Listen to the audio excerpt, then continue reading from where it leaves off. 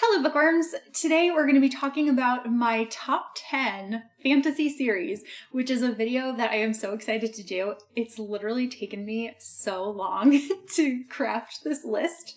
I feel like I kept kind of going back and forth on certain ones. I didn't know where to place things because I actually ranked them too.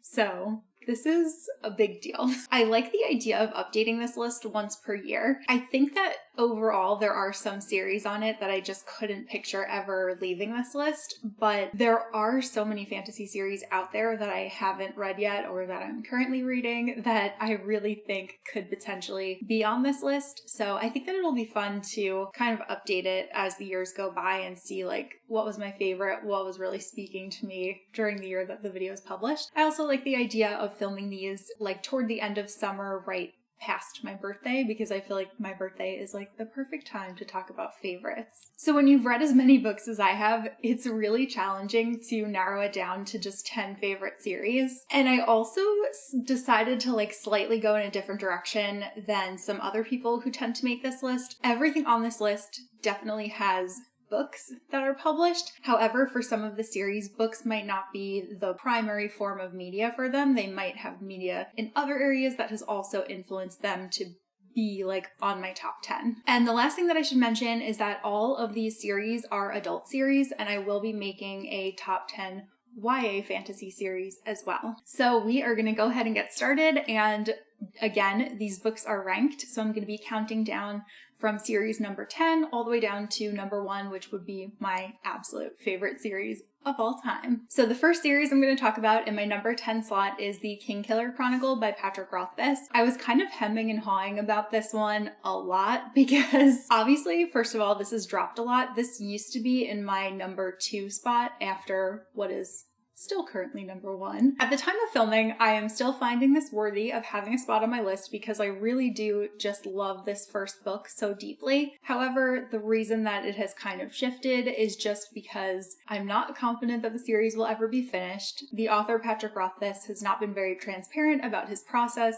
He promised to release a chapter as a result of a charity goal, which was hit, but then he not only didn't release the chapter, he also hasn't commented about why it hasn't been released, so who knows what's going on there. So the lack of communication has just been kind of disheartening, and it's left a little bit of a bad taste for me, but it hasn't completely tainted my feelings for the series. So this series follows Kvothe, who is an infamous wizard that has kind of dissociated and distanced himself from his infamous persona, and he is now living out his days quietly in an inn that he is managing. He gets approached by a chronicler, and after much back and forth, Kvothe finally agrees to tell his story, but only if it is on his own terms. Kvothe is telling his tale in his own words over the course of 3 days. Each book accounts for 1 day of him recounting his story to the chronicler. So far we've gotten day 1 and day 2. Day 3 has a lot to do in order to tie up all of the things that we expect to be coming based on allusions in the first 2 books. Kvothe, being the son of a performer and spending his days traveling along with his parents' troupe, has a definite knack for storytelling, and I really like the way that this is done because we are basically just getting the greatest hits of Kvothe's life. So pretty much everything that we're being told is important.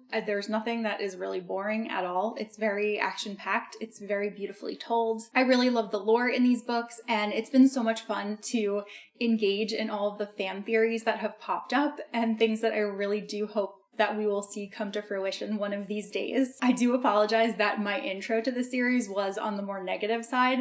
It's just my current feelings, but again, I love it so much that despite all of that, it's still number 10 in my list. That brings us to spot number 9, which goes to Mistborn by Brandon Sanderson. Brandon Sanderson is the only author to be on this list twice, which is obviously a little bit of a spoiler for what's coming, but I don't think anyone expected that other series not to make my list. In the first book, The Final Empire, we are following Kelsier, who is our leader and our mentor figure. He has the powers of an allomancer, which allows him to use metals and benefit from the magical properties that it will allot him. Kelsier is plotting something of a revolution against the Lord Ruler, and he has recruited a bunch of allomancers, and they have a very secret kind of underground club that they are running. While their plan seems like it's going to be pretty impossible, Kelsier ends up taking on an apprentice named Vin, and Vin is kind of like their saving grace. This series takes place in a world where no flowers bloom and ash falls from the sky, and the Lord Ruler has these very creepy enforcers who are called Inquisitors, and they have these giant metal spikes that are just stuck straight through their eye sockets. The first book in this series actually reads as a very satisfying standalone, but I really like the series as a whole. And the kind of funny thing about this series is that most people seem to really dislike the second book. They think it's the weakest in the trilogy. However, it's actually my favorite of the three. It's very heavy on the political intrigue, and that is something that I just always find fascinating within fantasy worlds. I do also really love book 3, and I think that the way that things just develop and escalate and the way that the world expands within the later books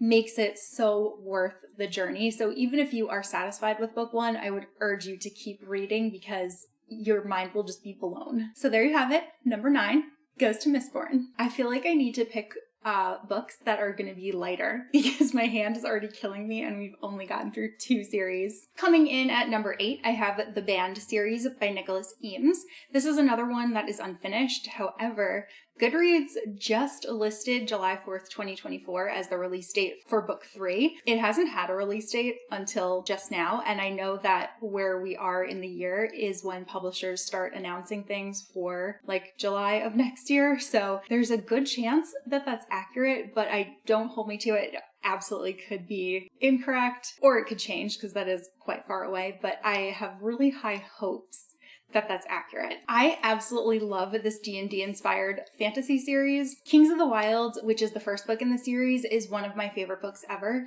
I definitely like Kings of the Wilds better than the second book, Bloody Rose, but I think that both are very solid books. Bloody Rose is also a companion novel. However, there is a bigger overall story that is happening over the course of book 1 and 2 and will hopefully get resolved in book 3, which is called The Outlaw Empire. In Kings of the Wild, we are following Clay Cooper, who once belonged to the most notorious band of mercenaries, and he was kind of like the second of the band behind Gabe, who was like our leading frontman. So Clay gets visited by Gabe, whose daughter has gone missing, and Gabe is basically going around and he's trying to get the band back together in order to complete one last mission and find his daughter. But seeing as how it has been a lot of years since they were actively working together, all of the band members have aged, they have all gotten out of shape, they have all become big drinkers, they're all tired, they're all lazy, and being in my 30s, I can absolutely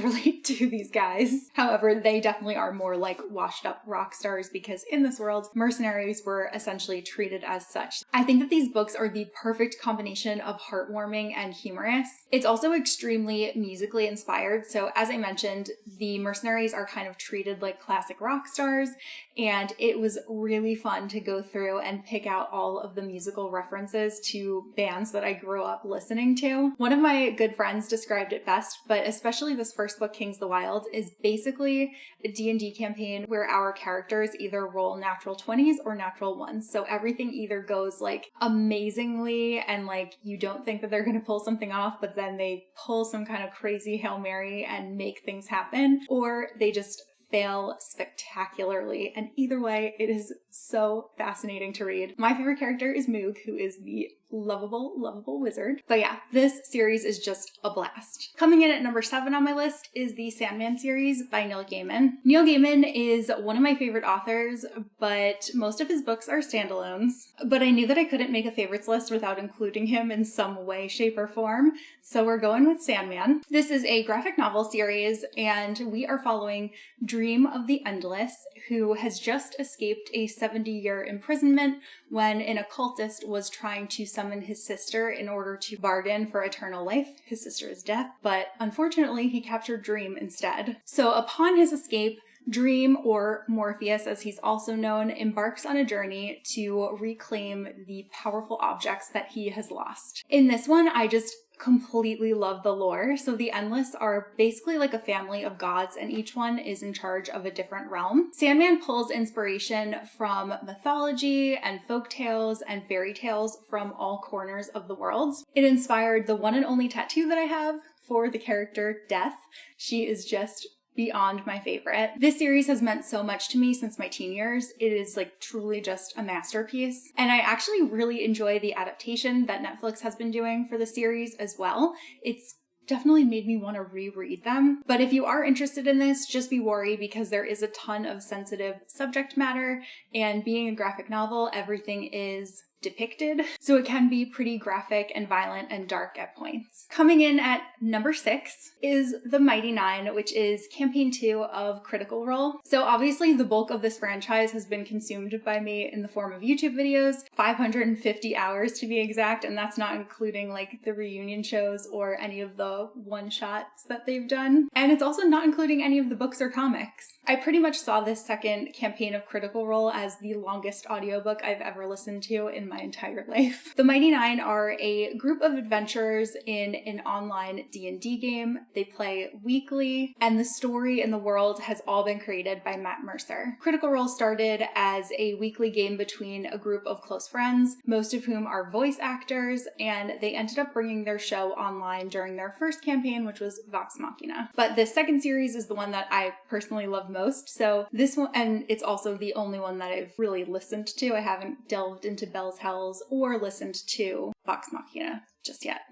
So while all three of the campaigns are interconnected, they can also be appreciated as standalones, so you don't have to listen to all of them and you don't have to listen to them in order, as far as I know. It might not be true for Bell's Hells, but it's definitely true for Vox Machina and Mighty Nein. So unlike the other series that I've mentioned on this list, there really isn't an overarching story that's going on. I would say that the characters in this franchise undergo more of like mini story arcs. So there are many different trials and tribulations that are faced during the course of the campaign. But I just love these characters so deeply, and I feel like I know them so well at this point. Listening to an episode of Critical Role essentially feels like hanging out with a group of friends, and they are just constantly making me laugh. But there are also a ton of emotional story beats and lots of slaying monsters. Then at number 5 on the list, we have the Farseer trilogy by Robin Hobb. This is the only series of Robin Hobb's that I've completed reading at this point, and it absolutely deserves a spot on this list and this high up. I think it is so good. Despite me feeling a little bit iffy about the first book, books 2 and 3 were some of the best fantasy books that I've ever read. All of these take place within the realm of the Elderlings.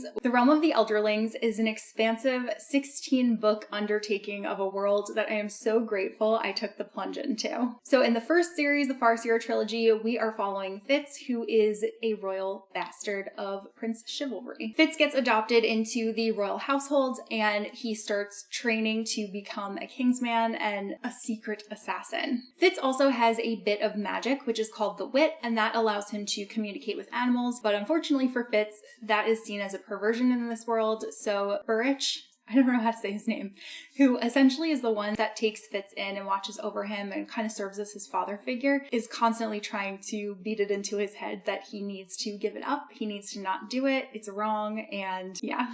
So starting off, Fitz is really young, but thankfully he matures a little over the course of the series. However, I was definitely in it for Kettricken, Night Eyes, Chivalry, and also my intense hatred of Prince Regal. The ending of the series completely took me by surprise. I did not see the direction that it was going to, like, at any point in my reading.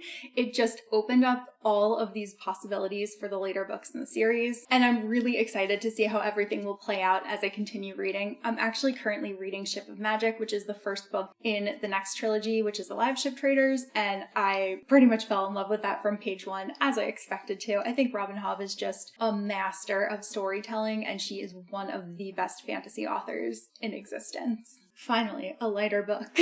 So coming in at number 4, we have Red Rising by Pierce Brown. I'm pretty thrilled that a series that I just read this year is making it onto my list, and not only making it onto the list, but coming in at the number 4 spot, which is pretty highly ranked. It really just had that big of an impact on me. I don't think that this is on the list because it's something that I read recently. It truly imprinted on me, and I'm a howler. This is the first book in a long time where I have been trying to get everyone in my life to read it. Not necessarily this book. I've been, kind of saying that you should read this book, but you should make a promise to yourself that you'll read Golden Son, because Golden Son is far superior. That's the second book in the series. But Red Rising is a true underdog story. It takes place in a world with a color caste system where reds are basically our slaves and golds are the rulers. We are following Darrow, who is a red, and he is actually pretty content with his position in life. He's sacrificing his life in order to terraform Mars and make it habitable for future generations. He's pretty complacent in his role, but something happens, which I won't spoil,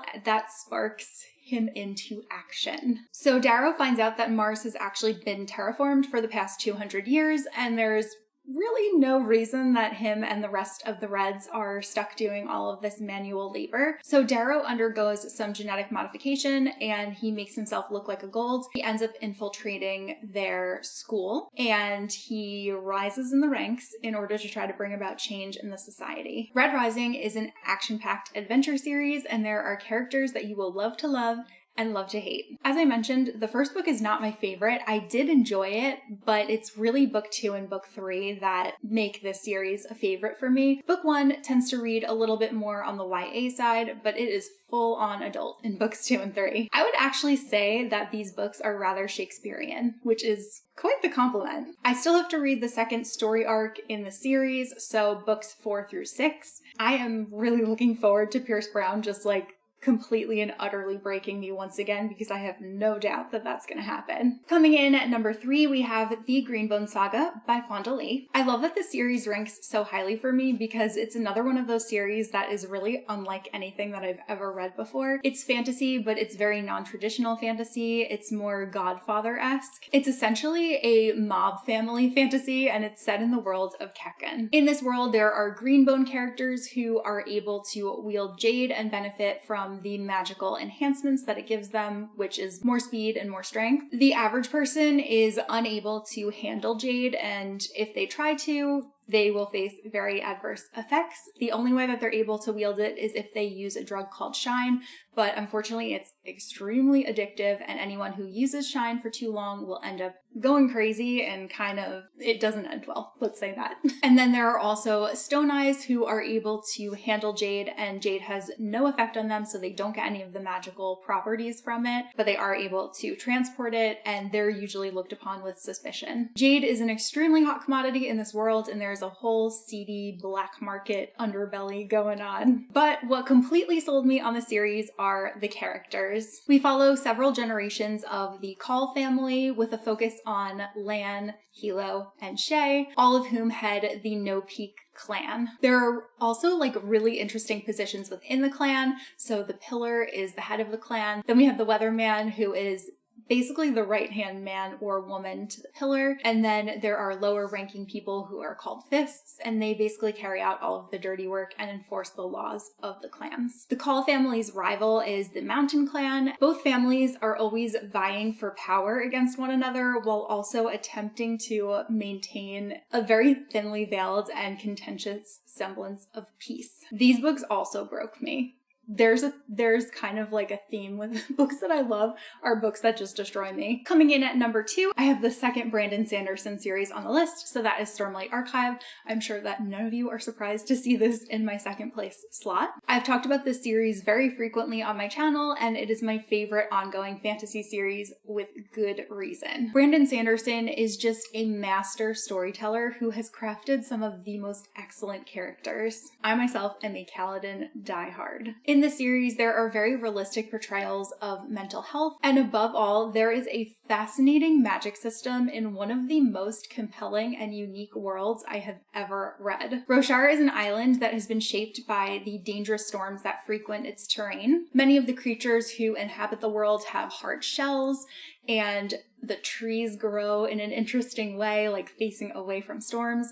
It's just so cool. And right at the beginning of the story, we found out that there used to be an order of Knights Radiant who were tasked with protecting the population. However, they abandoned their posts like many years ago, and no one really knows why. Their shard plates and shard blades still exist, and shard blades are really, really cool swords, and shard plates are their armor, which is nearly impenetrable. I've had such a blast reading these books. They are so long, definitely some of the longest books that I've ever read in my life, but they are so worth the time investment. Cannot sing Stormlight's praises enough, and neither can other people, so I'm sure that you have heard about this plenty. And then here we go, the number one spot on my list, which I'm sure all of you can see coming. Do you want to take a moment and guess? It's obviously Lord of the Rings by J.R.R. Tolkien. The nostalgia is strong when it comes to this series. Lord of the Rings is immediately what I think of when I try to picture anything that is high fantasy or has the quintessential battle between good and evil, or just all of the different interesting fantasy races. It's just such a classic story, and it was also the template for the genre of fantasy as a whole for so many years. I've read these books physically, I have read them on ebook, and I've listened to the audiobooks more times than I can count. These are pretty much just like comfort audiobooks for me. Like, there are sometimes where I just listen to certain chapters, like for fun, without necessarily reading the entire book, but I just enjoy going back to them. And of course, I've also watched the movies like hundreds of times, but only the extended editions. It's actually gotten to the point where I don't even remember what is in the extended edition versus the theatrical ones, because I have not seen the theatrical ones in years. But back to the books. I really love Tolkien's prose, and I love each and every character in the Fellowship. I love the dynamics between races, the majestic settings within Middle-earth, and as much as I've always wanted to be an elf, I think I finally accept that I would be very happy living out my days as a hobbit in a very cozy little hole with all of my books and tons of food. We do not want any adventures here, thank you, outside of what's available in literature. So there you have it. Those are my top 10 fantasy series, and I'm really excited to be sharing this list with you guys. I think that what I'm going to do for next year is I'm going to keep this list as an email draft and try to update it as I go, as things might become more favorites. I wouldn't obviously add something to the list as soon as I finish it. I would need to sit on it for a little bit, let it, sink in and marinate before it would officially make the jump. But I think that will be an easier way to keep track, because it took me months to compile this list. Let me know what some of your favorite fantasy series are, and let me know some that you think I should check out. I will tell you that I'm in the middle of reading Live Ship Traders, and I would not be surprised if that series makes this list next year. And same thing goes for the Bound and the Broken series by Ryan Cahill. Absolutely devouring that one and loving it. But that is all that I have for this video, and I will see you guys soon in a new one. Bye!